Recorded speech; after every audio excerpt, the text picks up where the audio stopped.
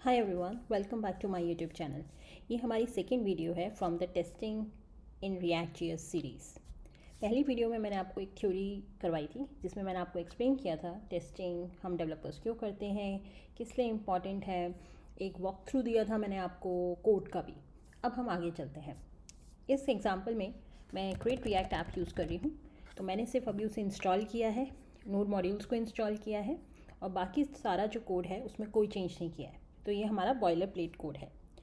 सबसे पहली चीज़ है पैकेजेस। अब जब आप क्रिएट रिएक्ट ऐप यूज़ करते हैं तो आपको टेस्टिंग का सपोर्ट बाय डिफ़ॉल्ट मिलता है। अब इसका मतलब क्या है कि आपको कोई और इंस्टॉलेशन करने की ज़रूरत नहीं है। वहीं पे अगर आप वीट यूज़ करेंगे तो वहाँ पे आपको बाय डिफ़ॉल्ट सपोर्ट नहीं मिलता है। आपको खुद को चूज़ करना होता है कि आप वीट का टेस्ट फ्रेमवर्क यूज़ करेंगे या आपको रिएक्ट टेस्टिंग लाइब्रेरी यूज़ करनी होगी।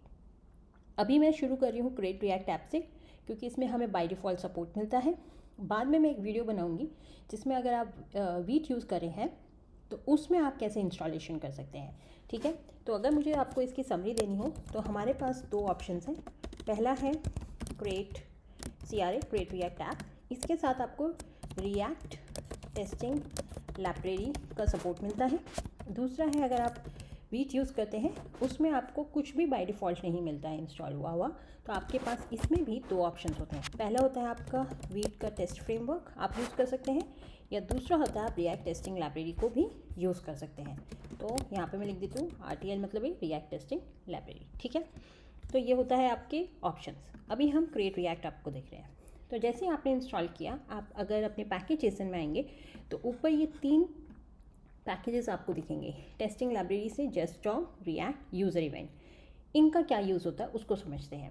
यूज़र इवेंट, जैसे कि ये नाम बोल ही रहा है यूज़र इवेंट, ये हेल्प करता है जब आप टेस्ट केसेस लिखते हैं आपके जो यूज़र इवेंट्स को सैमुलेट करना होता है कि जो यूज़र्स हैं वो जो क्लिक कर रहे हैं, टाइप कर रहे हैं, उन सबको सैमुलेट करने के लिए ये हेल्प करता है। तो जब भी हम कोई भी टेस्ट केस लिखेंगे जिसमें हमें यूज़र इवेंट्स दिखाने हैं, जैसे कि आप फॉर्म का कोई इनपुट टेस्ट कर रहे हैं जिसमें आपको टाइप करना है या बटन पे क्लिक करना है, तो हम ये यूज़र इवेंट यूज़ करेंगे।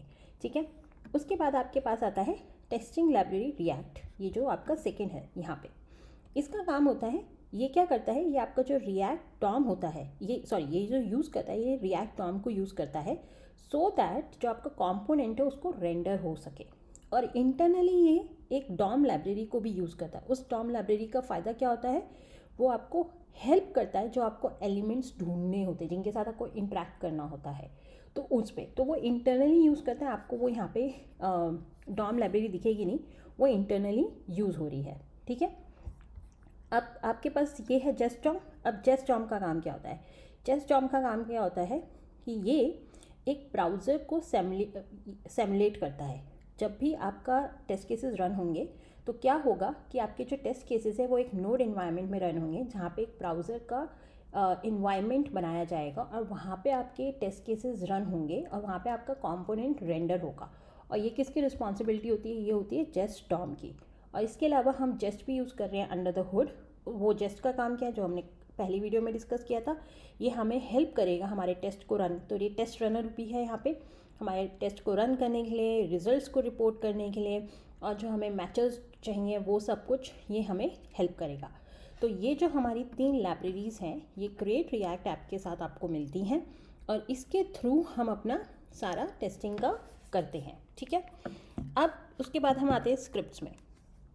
स्क्रिप्ट में लाइन नंबर 17, ये जो है ये कमांड है, इसको जब आप रन करते हैं npm टेस्ट करते हैं तो आपके टेस्ट केसेस रन होते हैं।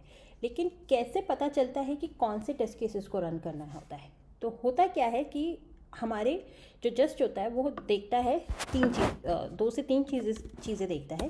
पहले कि कोई भी फाइल जिसका लास्ट में test.js हो या spec.js हो, js की जगह आप ts यूज़ कर रहे हैं टाइपस्क्रिप्ट, तो वो, वरना वो एक फोल्डर देखता है टेस्ट का। तो इन तीनों में से जो भी होता है आपके पूरे इस फोल्डर में, वो उस पर्टिकुलर को टेस्ट केस को पिक करके रन करता है। तो आप जब भी टेस्ट केसेस लिखेंगे, या तो आपका होना चाहिए test.js, या होना चाहिए spec.js, या होना चाहिए एक फोल्डर टेस्ट और उसके अंदर ये सब कुछ होना चाहिए, सो दैट जो आपके ये रनर्स हैं उनको पता चल जाए कि आपके टेस्ट केसेस कहाँ पे हैं। तो जब भी आप ये कमांड को रन करेंगे, इस कमांड का काम क्या होगा, to go to your code और सर्च करें कि भाई कहाँ पे आपने test.js, pack.js या टेस्ट का फोल्डर है और उस फाइल को पिक करके रन करना। अब अगर आप अपने लेफ्ट साइड देखेंगे तो हमारे पास एक app.test.js आता है by default create react app से। तो यहाँ पे ये test.js है, तो मीन्स ये वाला जो हमारी कोड है, टेस्ट केस है, वो रन होगा। तो अभी मैं क्या करती हूँ, उसको रन करती हूँ।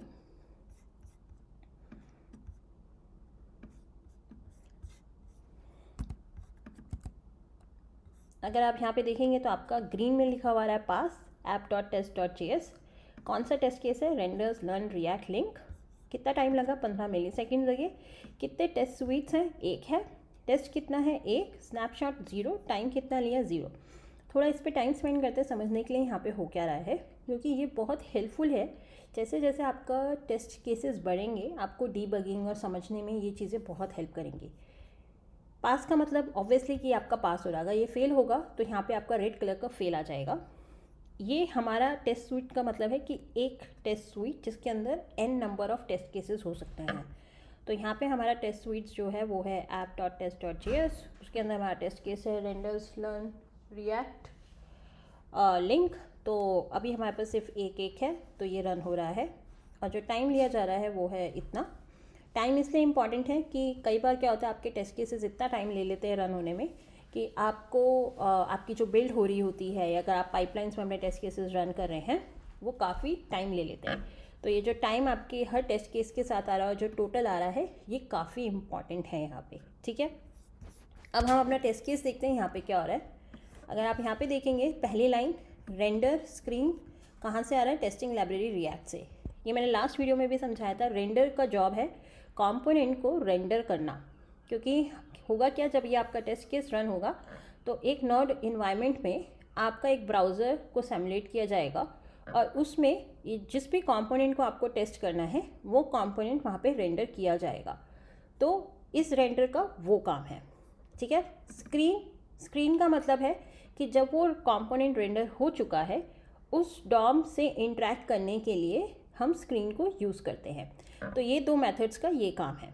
अब यहाँ पे आते हैं, अगर आप देखेंगे तो यहाँ पे हम टेस्ट से शुरू करें, तो ये अभी हमारा एक टेस्ट केस है। लेकिन हम क्या कर सकते हैं यहाँ पे, इसको मैं अभी कट कर देती हूँ और हम ऐसे कर सकते हैं डिस्क्राइब। सो ये हो गया मेरा डिस्क्राइब। हम क्या कर रहे हैं, हम ऐप कंपोनेंट का टेस्ट केसेस लिख रहे हैं। अब डिस्क्राइब यहाँ पे क्या करेगा, ये हेल्प करेगा हमारे जितने भी टेस्ट केसेस हैं उनको ग्रुप करने के लिए। तो अब मैं इसके अंदर अपने और टेस्ट केसेस लिख सकती हूँ। अभी मेरे पास सिर्फ एक है और इसका भी मुझे पता नहीं है, तो मैं क्या करती हूँ, उसको यहाँ से हटा देती हूँ और यहाँ पे इसकी जगह लिख देती हूँ for example renders a button. लेकिन अब क्या है, मेरे पास तो यहाँ पे कोड ही नहीं है, मुझे पता ही नहीं है और ना ही मैंने ये कोड लिखा है। तो मैं यहाँ पे क्या कर सकती हूँ, मैं यहाँ पे लिख सकती हूँ it.todo और फिर यहाँ से ये हटा दूँगी। अब यहाँ पे इसका मतलब क्या हुआ, इसका मतलब हुआ कि ये वाला टेस्ट रन होगा और ये मेरा टू डू है। तो अगर आप अब टर्मिनल पे चेक करेंगे तो आप देख सकते हैं टेस्ट स्वीट, ऊपर से शुरू करते हैं, कंपोनेंट ऐप। तो ये वाला कहाँ से आया है, ये वर्ड ऐप कंपोनेंट, ये आपके डिस्क्राइब से आ रहा है।